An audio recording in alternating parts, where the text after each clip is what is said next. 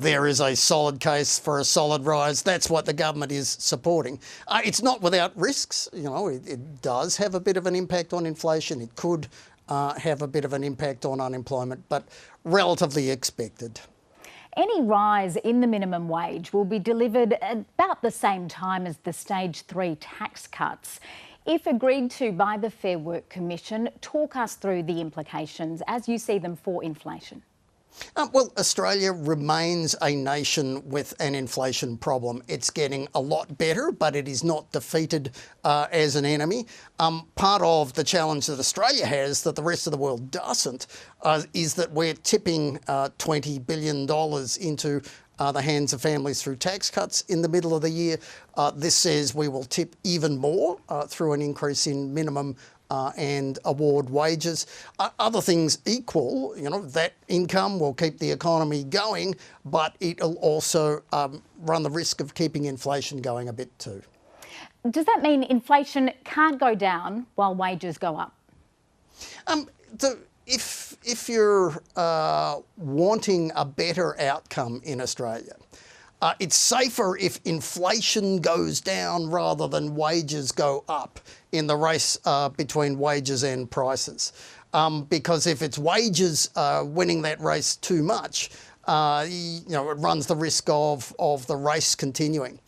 That's always been the challenge. It hasn't been a problem in Australia to date. Wages have not driven much of the inflation that we have seen here. This is something the Reserve Bank will have expected. It'll keep an eye on it, but it's not make or break for the inflation or interest rate outlook. The Australian Chamber of Commerce and Industry has suggested any rise shouldn't be more than 2%. We can guess that unions are likely to ask for more than the annual rate of inflation, currently at 4.1%. What's your view of how much is appropriate given the economic conditions? There is a case for what the government's arguing for, something near inflation. If you were to do something different, it's probably a little less than inflation, just off the back of what I said before. Remember, the best way to repair things in Australia is for inflation to go down rather than wages to go up. And don't forget, many people assume that minimum wage earners in Australia are the worst off Australians. They're not. In fact, minimum wage earners are less likely to be in the lowest earning families in Australia. The lowest earning families in Australia are pensioners or unemployed or students or disabled.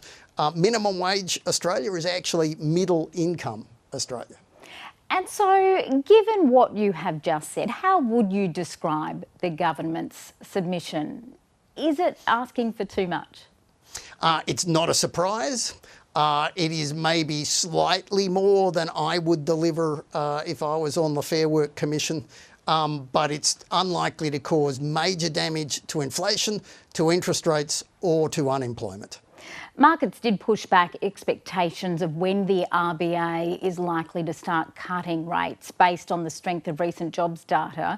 How much could the minimum wage decision further complicate these deliberations by the RBA? And it does complicate it. There is no magic wand here. If politicians could suddenly make everybody better off by, doubling every wage in Australia, they'd do it, right? But you can't. There are trade-offs. If you push too hard on minimum wages, you get higher unemployment and you get higher inflation and you get higher interest rates. If you don't push enough on minimum wages, then you leave something on the table that could help a bunch of Australians. You've got to get the balance right, but there's no perfect answer. Both the federal government and the RBA are keen to see inflation return to between 2 to 3%, the established target. Are there policy instruments now working at cross purposes? Look, they have been for a while. Remember, the budget got better not because of the decisions of politicians, but because things like iron ore prices and inflation have delivered a lot more money to the taxman. The government could be fighting inflation harder, but it would be, really politically difficult to do. That basically means cutting spending or raising taxes. In fact, it's doing the opposite. It's doing the politically more popular thing of cutting taxes and raising spending. That's not a surprise. The main fight against inflation is going to be with the Reserve Bank. But it's not unusual for good politics and good economics to pull in different directions. Chris Richardson, thank you. Thanks.